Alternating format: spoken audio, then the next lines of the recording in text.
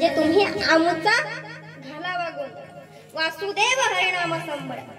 आणि ज्या ठिकाणी तुकोबाराय सांगतात की आमुचा घालावा गोंधळ म्हणजे आमुचा जिथं गोंधळ आहे त्या ठिकाणी तुकोबारायचं राऊड आहे। ज्या ठिकाणी तुकोबारायचं राऊड आहे, ज्या ठिकाणी भगवंताचं राऊड आहे त्या ठिकाणी तुकोबाराय सांगतात की तेथे माझा गोंधळ आहे।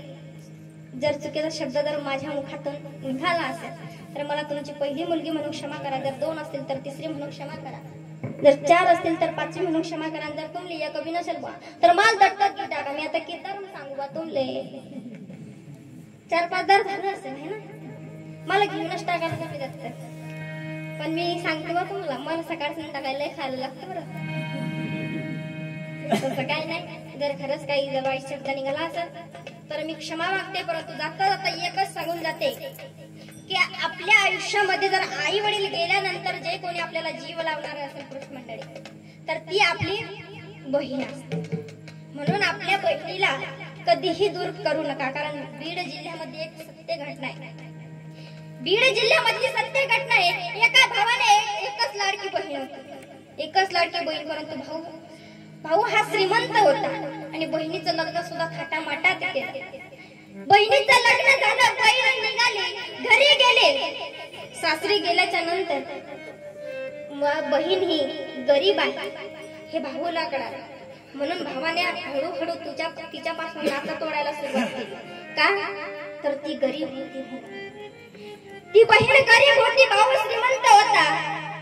आणि एकही दिवस रक्षाबंधनलाही देखील तो भाऊ तिच्याकडे यायचा नाही, कारण का तर आपण श्रीमंत आहोत आणि आपली बहीण गरीब आहे तर काय झालं हो, आई गेल्याच्या नंतर जी आपल्याला सहारा देते ती आपल्या आईसारखी बहीण असते।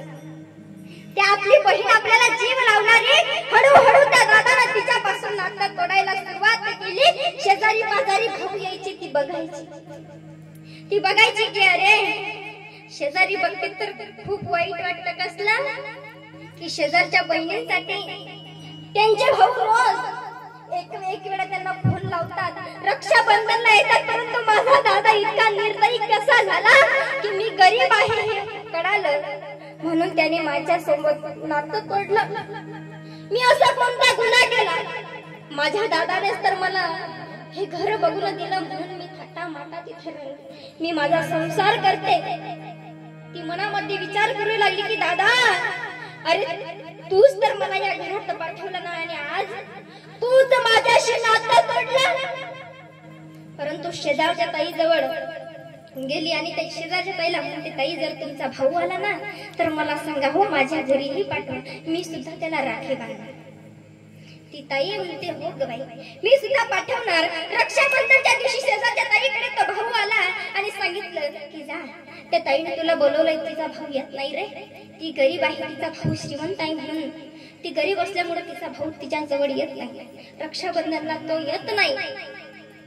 आणि तो शेजारचा दादा गेला त्या ताईला सांगतो की बांध घेत आहे, तुझा दादा येत नाही म्हणून काय झालं, मी आहे।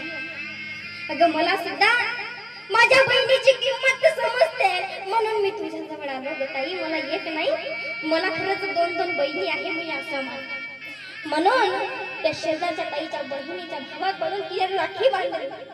तिने राखी बांधली आणि मनामध्ये ढाल मोकळा रडू लागली की अरे आपण गरीब आहे म्हणून आपला दादा आज आपल्या जवळ येत नाहीये, आपण गरीब आहे म्हणून।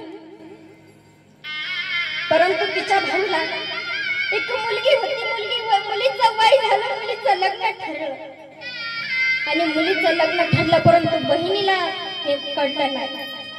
जवळ मुलीचं लग्न आलं, शेजारच्या ताईकडे लग्नाची पत्रिका आली, परंतु स्वतःच्या बहिणीला त्या ताईच्या बहिणीची पत्रिका लग्नाची दिली नाही। ती सांगू लागली की अरे माझ्याच भाषेची पत्रिका आणि मलाच नाही दिली, शेजारच्या ताईला दिली परंतु मला नाही दिली। दादा मी तुझीच बहीण होती ना रे, मग तू असं का केलंस माझ्यासोबत?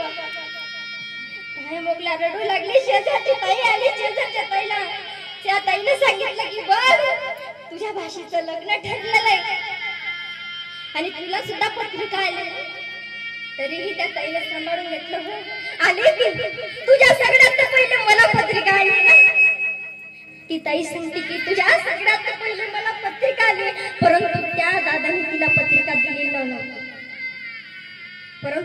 शेजारच्या ताईला कळालं की हिला पत्रिका आलेली नाही। लग्नाच्या दिवशी ती ताई शेजारची ताई म्हणते की जात नाही का ग तू लग्नाला? काय सांगू ग तुला, मला पत्रिका आलेली नाहीये। काय झालं नाही आले म्हणून? काय झालं? अगं तू तुझा भाऊ आहे, तुझ्या भावाची ती मुलगी आहे, तुला जायलाच हवं। आणि ती तरीही तिने तयारी केली, फाटकी साडी घेतली आणि लहान लहान मुलं होती तिची, लहान लहान मुलांना शेजारच्या ताईने तर तिला साडी दिली, परंतु मुलांना कोण देणार म्हणून मुलांना फाटके ड्रेस घालून ती दादाकडे गेली। वहिनीला बघितलं वहिनी जवळ गेली, म्हणते ताई अहो वहिनी माझा दादा कुठे? जाताच खेपी विचारलं। ती वहिनी सांगते का ग ताई, ज्या भावाने तुम्हाला दूर केलं, तुम्ही गरीब आहात म्हणून तुमच्या घरी रक्षाबंधनला काय तुम्हाला कोणत्याच ठिकाणी येऊ दिलं नाही, आणि आज तुम्ही येताच खेपीच्या भावाच्या बारात तुम्ही विचारलं। त्यावेळेला त्या ताईने सांगितलं काय झालं, माझा दादा मी गरीब आहे म्हणून माझ्यावरती नाराज आहे, परंतु तुम्ही काही याच्यामध्ये थोडासा विचार करू नका, काही होत नाही। भावाने बघितलं बहीण आली म्हणून, परंतु आता ती गरीब आहे हे त्याला माहिती नव्हतं। त्याने सांगितलं नाही इथं थांबायचं नाही, चालणे इथून पटकन, का तर तुमच्या गरिबीचा गोंधळ इथं घालू नका असं त्या दादाने म्हटलं। त्या बहिणीच्या अंतःकरणात फार मोठं दुःख होतं, तिला असं वाटायचं की आपला दादा, ज्या दादाने आपल्यालाच गरिबीमध्ये टाकलं, आज तोच दादा मला असं म्हणतोय की तुमच्या गरिबीचा गोंधळ इथं घालू नका। आणि लग्नाच्या दिवशी स्वतःच्या बहिणीला गाईच्या गोठ्यामध्ये बसवलं, का तर त्या दादाने सांगितलं की नाही पाहुणे रावणे येतील आणि तू अशा अवस्थेत बघ तर लोक मला नाव ठेवतील, का त्या बहिणीला नाव ठेवतील, तुमची बहीण आहे म्हणून? नाही, स्वतःच्या बहिणीला गाईच्या गोठ्यामध्ये बसवलं तरीही देखील तिने सहन करून घेतलं। तिने भाषेचं लग्न बघितलं आणि मुलांनाही त्या ठिकाणी बसवलं, परंतु जेवण केलंस का ताई असं एक वेळाही त्या दादाने तिला म्हटलं नाही, एक वेळाही म्हटलं नाही। ती ताई घरी गेली, टाय बकला रडू लागली आणि शेजारच्या ताईला सांगते मी नाही जाणार आता तिथं, कारण आज ज्या भावाला मी इतका जीव लावला आणि तोच भाऊ आज मी गरीब आहे म्हणून आज मला दूर केलं। आज तो दादा इतका निर्दयी कसा झाला, का झाला तो इतका निर्दयी? आज त्याच्याचमुळे तर मी गरीबीत आहे, त्यानेच दिला ना ग मला भाऊ, तो माझा मोठा भाऊ आहे, मोठा भाऊ आहे म्हणून मी जाता जाता त्याचा आशीर्वादही घेतला, परंतु त्याने मला आशीर्वादही दिला नाही, का तर मी गरीब आहे आणि तो दादा एक श्रीमंत आहे म्हणून। परंतु आज जी ताई गरिबीमध्ये संसार करत होती ना, आज त्याच ताईचे दोन्ही मुलं, एक डॉक्टर आहे तर एक इंजिनियर आहे। आज बीड जिल्ह्यातले हे सत्य घडलंय, एक डॉक्टर आहे तर एक इंजिनियर आहे, आणि ती ताई थाटामाटाने आपलं सोनं नाणं घेऊन भाऊच्या घरी आली, का तर दादाने बोलवलं होतं की एखाद्या वेळेस आमच्या गरीबाच्या घरी सुद्धा येत जा, म्हणजे आता जी ताई लहानपणी गरीब होती तुम्ही तिला ताने द्यायचे, आज तुम्ही गरीब झालात तर आज तिला थाटामाटाने घरी बोलवतात। ती ताई आली, त्या ताईने सांगितलं की दादा एक पाट आणणार आहे, कशाला ग ताई तू आण, दादा अरे एक थाट तरी आणणार आहे। त्या ताईने त्या दादाने थाट घे आणलं, पाठही आणलं, दादाला बसवलं, आपल्या गळ्यातलं सोन्याचं मंगळसूत्र ताटामध्ये टाकलं, गळा पाटला सोना पायातलं जे काही चांदीचं सोन्याचं असेल ते ताटामध्ये टाकलं आणि दादाला सांगितलं दादा तू आज माझ्यावरती नाही तर या पैशांवरती जीव लावतो, कारण ज्या वेळेला मी गरीब होती त्यावेळेला तर तुम्हाला जेवलीस का ताई हे ताईच्या लग्नामध्ये सुद्धा म्हटलं नाही रे दादा, आणि आज मी श्रीमंत झाली म्हणून तू आज मला तुझ्या घरामध्ये थाटामाटाने जेवू घालतोस, कशासाठी? हे सोनं नाणं हे थाटात तुला मी वाढवून देते, तू नका देऊ मला, तुम्हाला काहीही देऊ नको। आणि एक सांगू का, आपल्या बहीण आहे ना, आपल्या बहिणीला एक वेळा तरी फोन लावत जा। चंदनाच्या खोळातून गंध कधी जाओ नाही, चंदनाच्या खोळातून गंध कधी जाओ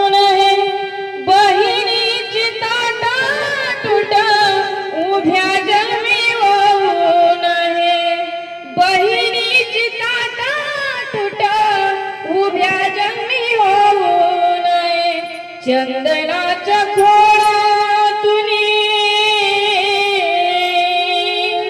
चंदनाच्या खोळातून गंध कधी जाऊ नये बहिणीची काटा तुट उभ्या जन्मी होऊ नये बहिणीची ताटा तुट उभ्या जन्मी होऊ नये. आणि एक सांगते, आपली बहीण आपल्या आशेवरती असते की आपल्या बाबा एक वेळा तरी आपल्याला फोन लावणार. कारण ज्या बहिणीला भाऊ नाही ना तिला विचारा भावाची किंमत काय असते. आणि ज्या दादाला बहीण नाही त्याला विचारा की बहिणीची किंमत काय असते. कारण महाराष्ट्रामध्ये ज्ञानेश्वर महाराजांना ज्ञानेश्वरी केव्हा लिहिता आली एक सांगू का? ज्ञानेश्वर महाराजांना ज्ञानेश्वरी लिहिता येत नव्हती, पण केव्हा लिहिता आली? माँसाहेब मुक्ताईंचा आशीर्वाद घेतल्याने ज्ञानेश्वरी लिहिता आली नाही, विसरू नका. माँसाहेब मुक्ताईंचा आशीर्वाद घेतला तेव्हा ज्ञानेश्वरी लिहिता आली, अन्यथा लिहिता येत नव्हती.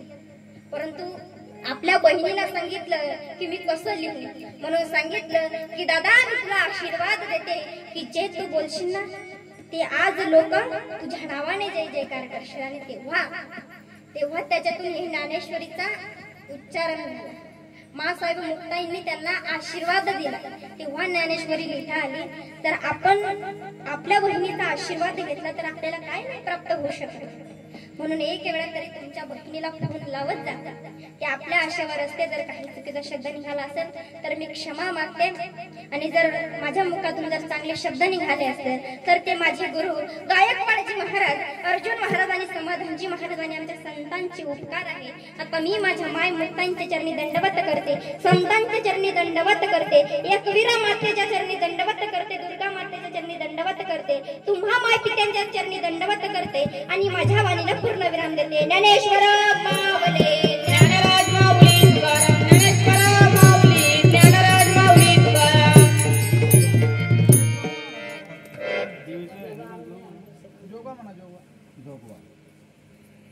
आता